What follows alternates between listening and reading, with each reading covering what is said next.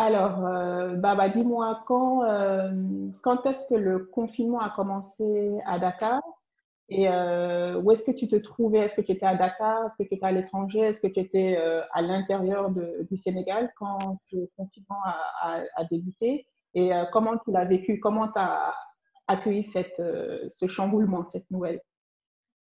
Bon, ça me fera plaisir de répondre à ça parce que, bizarrement, je suis parti en week-end avec ma petite famille, ma femme et avec mes deux enfants pour voir mon père à Sébikotane, en dehors de Dakar. Je n'étais pas à Dakar. Et après, j'ai appris ils ont décrété le couvre-feu et tout, et que la situation d'urgence a commencé et que toutes les activités commençaient à cesser. Et là, je me suis dit, waouh, c'est le moment de réfléchir. C'est le moment de prendre du recul dans tout. Et l'avantage que j'avais, c'était que je n'étais pas à Dakar. J'étais en dehors. Donc, j'avais un peu de recul dans la situation. Je pouvais imaginer un peu, une fois rentré à Dakar, comment j'allais vivre la situation avec le confinement, le couvre-feu à 20 heures et tout. Donc, je me suis dit que ça va être compliqué. Donc, pendant une semaine, je me suis mis à réfléchir et à voir comment survivre dans cette situation. Pas seulement comment subir, mais comment survivre. Donc, j'ai développé une méthode de travail qui est diverse, que j'avais commencé il y a 6 mois de cela, pendant l'hivernage passé. Je suis parti en Casamance pendant 2 mois pour préparer une exposition. Et c'était pendant l'hivernage, il pleuvait tous les jours et moi, j'arrivais à faire mon travail correctement. Et après, quand je suis rentré à Dakar, j'avais 57 toiles avec moi. Wow. Donc, prendre un peu de recul parfois, ça permet aux artistes de se booster en quelque sorte et de se questionner d'une manière beaucoup plus objective et beaucoup plus profonde. Et donc, cette solution m'a aidé. Donc, lors du confinement, je me suis dit que maintenant, je vais revoir ma façon de travailler. Donc, je me suis dit que maintenant, je vais fixer des objectifs d'abord et fixer un plan de travail et établir un planning journalier ou par semaine. Donc, je me suis dit que euh, mon objectif, c'est d'avoir au moins 200 œuvres d'ici 6 mois, supposons. 200 heures, wow. 200 œuvres, ouais. Voilà, voilà. Donc, et après, je me suis dit, maintenant, comment? Donc, je me suis dit, il faut trouver de l'argent pour acheter toutes les matos, tout ce qu'il faut. Il faut préfinancer ce projet. Donc, OK, je me suis dit que OK, je vais élaborer un schéma de travail. Donc, je me suis dit que bon, tous les jours, je vais essayer d'avoir une ou deux œuvres. Tous les jours. C'est un défi. Produire une ou deux heures. Une ou deux œuvres. Donc, donc c'est ce que je me suis dit. Donc, après, j'avance. Quand j'ai commencé à faire ça, j'ai vu que mais c'était possible. C'était possible. J'ai commencé et j'ai mis parce que j'ai un plan de travail. Par exemple, moi, quand je travaille, je prépare mes fonds d'abord, je prépare mes esquisses à part. Donc, je sépare toutes les tâches et après, je les regroupe. Une fois que j'avais fini mes fonds, pendant une semaine, par exemple, je prends mes esquisses et et je les mets, je les pose, en fait, ce que j'appelle le contenu. Une D'accord. fois que j'ai le background, l'environnement, maintenant, je mets le contenu. Le contenu, maintenant, peut changer. Peut être un contenu, par exemple, abstrait ou concret, tu vois. Donc c'est ça que je mets d'abord. Donc, quand j'ai commencé à faire ça, je suis séparé les deux contenus. Par exemple, préparer deux contenus, un contenu commercial et un contenu universel. Universel, mais pas commercial, mais par exemple, réaliser des œuvres qui vont dans les musées ou dans des galeries. D'accord. Tu vois, ou développer des thèmes beaucoup plus sensés, ou développer des thèmes qui suscitent la réflexion. Et quand tu dis Tu vois? commercial, du coup, c'est quoi? Hmm? Quand tu dis commercial? Qu'est-ce que tu entends par commercial? Commercial, en fait, quand je parle de commercial, c'est par exemple, ici, on a un public au niveau de Dakar, on a deux publics. Moi, les clients, par exemple, qui me collectionnent mes œuvres, moi, je les décris dans trois catégories, par exemple. J'ai trois catégories de clients ici à Dakar. J'ai des clients qui viennent me voir dans mon atelier. Et j'ai des clients qui me donnent des rendez-vous dans des hôtels pour voir mon travail. J'ai d'autres clients qui ne peuvent pas se déplacer et qui me demandent de venir chez eux et de lui proposer des œuvres. Donc, chaque client, j'essaie de le satisfaire. Donc, ça, c'est l'aspect commercial. Hein. J'essaie de le satisfaire pendant un temps. Ce n'est pas l'objectif, ce n'est pas le but final, mais ça me permet d'élaborer un plan général qui fait que tu gagnes de l'argent, tu produis tes œuvres pour le futur, tu te questionnes par exemple, sur le Covid-19 et sur l'impact que Covid-19 va laisser, les séquelles que ça va laisser dans la société. Donc, ça, c'est des questions que je me pose et que j'essaie de trouver des solutions et proposer des images qui parlent de ça. D'accord. Tu vois? Donc, et voilà. Donc, et après, maintenant, je vais parler du contenu directement pour pas prendre beaucoup de temps. Par exemple, je me suis mis à me questionner sur tout ce qui est physique et tout ce qui est métaphysique sur l'humain. Donc, l'aspect métaphysique m'a beaucoup intéressé. Je me suis dit que en ce moment, beaucoup de gens sont cassés intérieurement et que extérieurement, ils sont en train de subir les dommages de Covid-19 ou d'autres problèmes qui existaient déjà, qui font que ces gens-là n'ont pas le temps de s'interroger en eux-mêmes, de se questionner au plus profond d'eux et de trouver des solutions internes, pas extérieures, mais intérieures. Et donc, je me suis inspiré sur un œuf cassé. En fait, l'idée m'est venue comme ça. C'est sur un œuf cassé que j'ai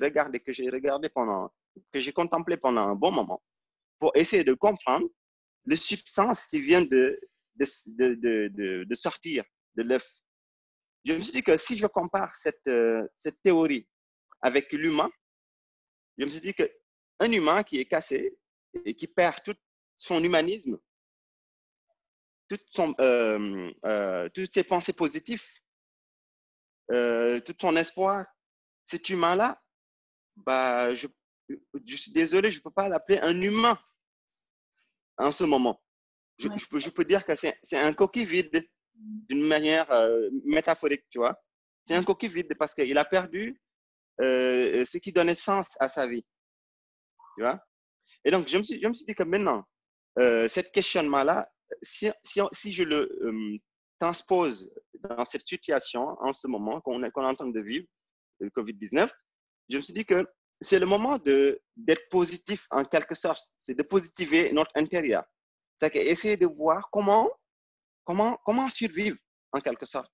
Comment faire pour dominer notre intérieur et rester positif et voir ce qu'on peut essayer comment on dit, de tirer notre avantage. C'est-à-dire tirer un avantage dans cette situation d'une autre manière. Voilà, de chercher ce qui peut ressortir de positif finalement dans cette situation. Voilà, tout à fait. Moi, c'est ce qui m'intéresse. Je me suis dit que c'est le moment où on voit que les gens ont beaucoup plus de temps pour eux, bizarrement.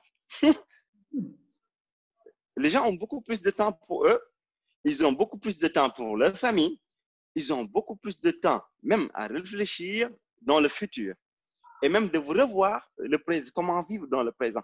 C'est qu'en fait, c'est un questionnement général. On se remet en cause parce que tout le système mondial est tombé à l'eau en ce moment. C'est que tout est en arrêt. Tout est en arrêt, pas seulement en Afrique, mais partout. Donc, c'est une remise en question générale qu'il faut. Donc, et pour moi, ça commence intérieurement.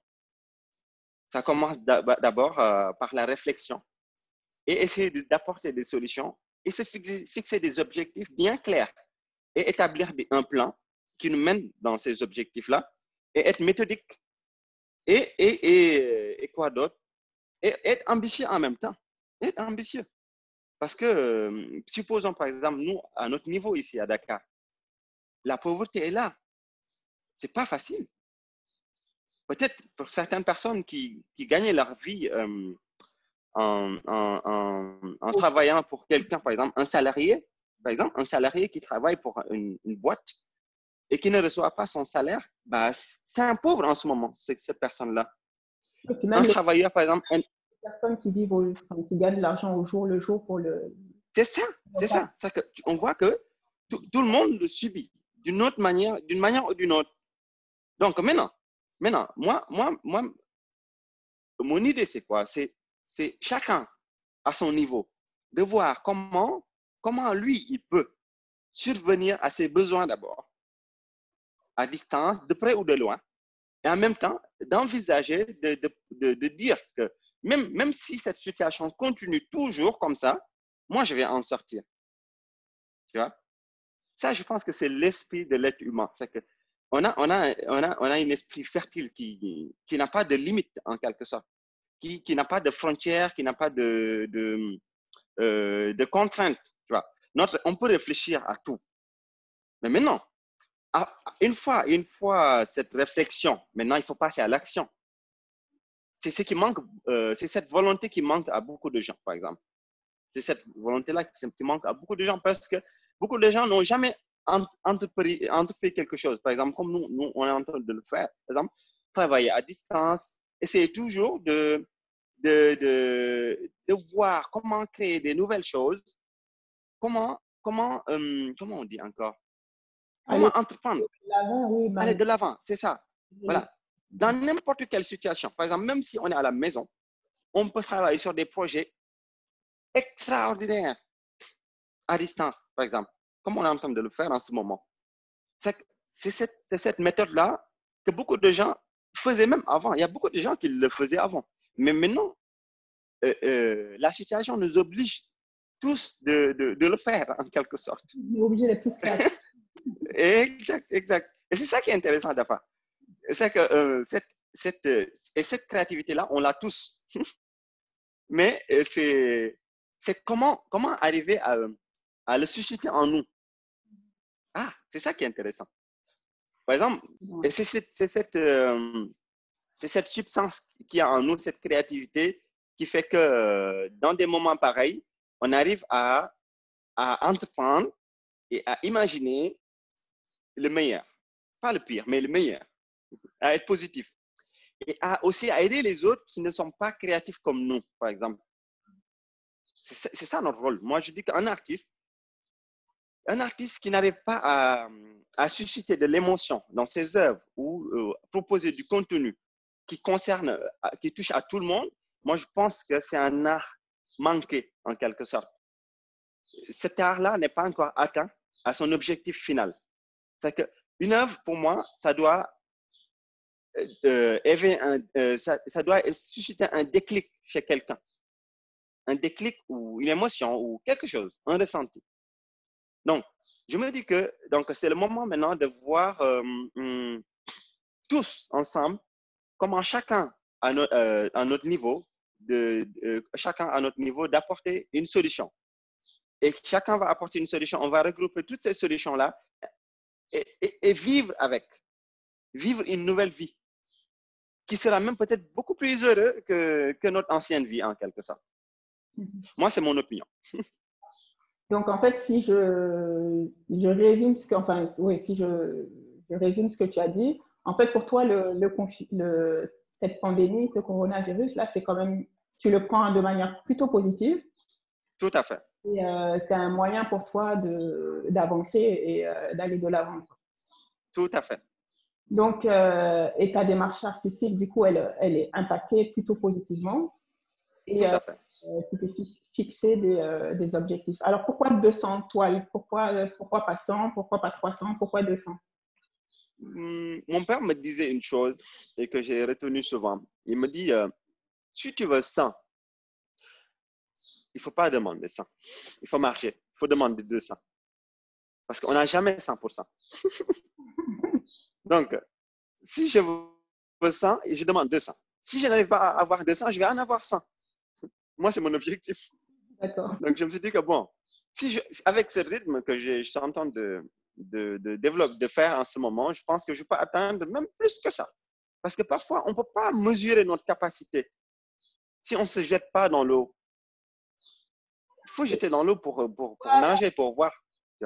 Excuse-moi, c'est quoi du coup la finalité de faire 100 toiles ou 200 toiles? Pourquoi tu t'es fixé ce nombre-là? Est-ce que c'est pas pour une exposition? Enfin, c'est quoi la finalité de cette production? En fait, la finalité de cette production sur plusieurs aspects.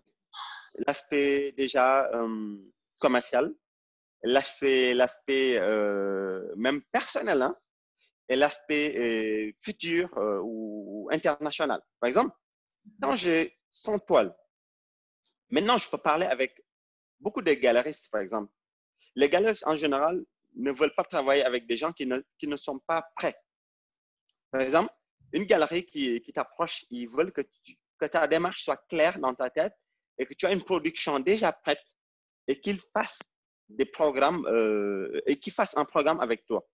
Et ce n'est pas seulement une seule galerie qui va t'approcher, c'est le monde entier. C'est que une fois que j'aurai par exemple mes 200 toiles ou mes 100 toiles, là, je pourrais parler avec 3 galeries à New York, avec toi, à Istanbul, à Washington, à Paris, tu vois. Essayer de faire une exposition internationale, mais qui internationale au même moment. Au même moment où je fais une exposition à Paris, en ce moment même, cette expo, il y aura une autre expo à New York qui commence, il y aura une autre exposition, je ne sais pas, en Allemagne qui commence, tu vois. Et au même moment, et faire le buzz, même au niveau mondial. Donc, tu anticipes. Voilà, moi, je vois les choses comme ça. Donc, maintenant, avant de pouvoir atteindre cet objectif-là, bah, maintenant, comme je te dis tout à l'heure, il y a des choses à faire. Maintenant, c'est cette chose-là, c'est ce travail-là que je suis en train de faire en ce moment. C'est ça la finalité. OK.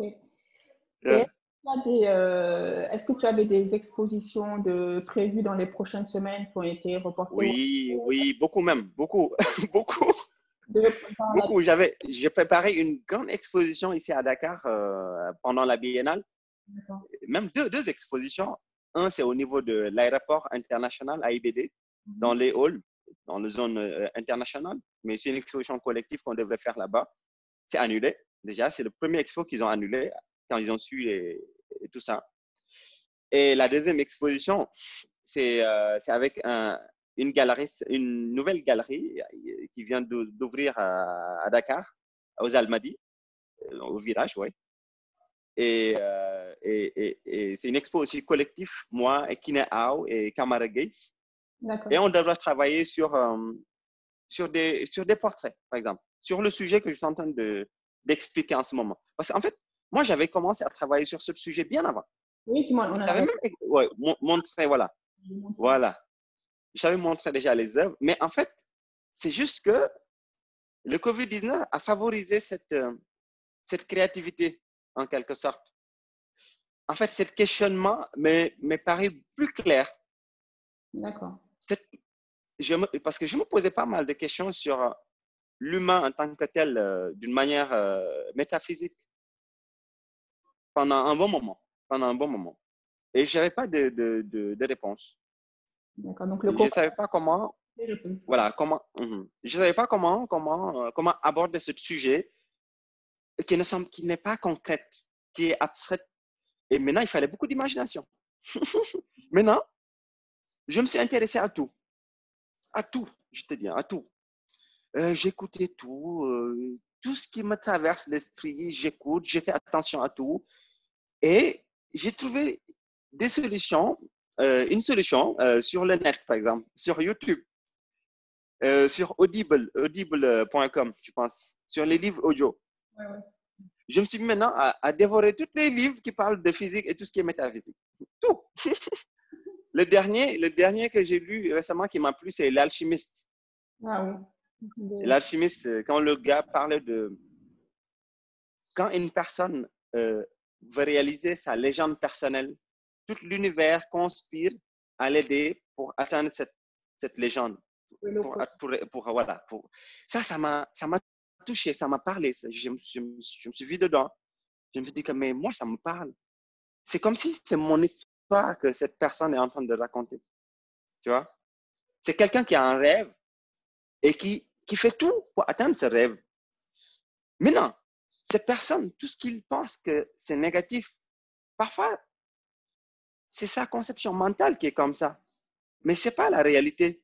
Parfois, cette négativité peut être positive, mais d'une autre manière. Maintenant, comment avoir ce recul? Comment lire les signes? C'est ça qui est intéressant. Moi, c'est ce que j'ai retenu dans ce livre et que je conseille à tout le monde de lire parce que c'est intéressant. Et voilà, il est super. Je l'ai même réécouté hier parce que tellement que ça me plonge au plus profond de moi et ça me permet de communiquer avec la matière que j'utilise, avec toutes les substances que j'utilise. Je me suis dit que moi, si cette théorie existe, moi, je pense que je serai le premier à, à le tester, en quelque sorte. Et maintenant, j'ai développé d'autres astuces pour la créativité. Comment? Je me suis dit que maintenant, on est arrivé à un moment où il faut essayer de comprendre comment susciter la créativité en nous. Comment susciter la créativité en nous? Comment? Je me suis posé pas mal de questions. Et j'ai suivi un peu comme le gars disait, comment interpréter les signes, comment faire attention à ce qui nous entoure, comment être présent. Comment être présent. Donc, ça demande beaucoup de calme intérieur, en quelque sorte. Et beaucoup de questionnements, mais des questionnements profonds en nous-mêmes. J'ai trouvé la conclusion que, apparemment, on dit que l'eau a une capacité de mémoire. L'eau mémorise nos intentions. Les substances mémorisent nos intentions. Les molécules, par exemple, si on va plus loin. Je me suis dit que si maintenant j'essaie d'être en contact, en communion, en interaction avec cette matière peut révéler des choses extraordinaires. Et finalement, c'est arrivé.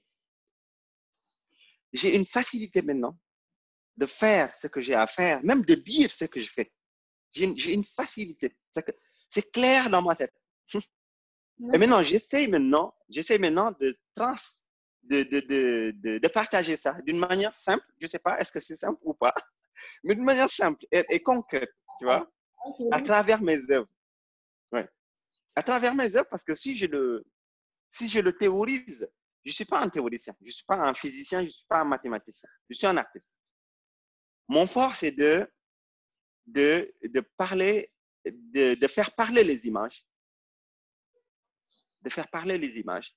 Comment? Maintenant, j'essaie toujours de voir qu'est-ce qui me procure de l'énergie positive, par exemple. J'essaie de voir qu'est-ce qui me procure de l'énergie positive.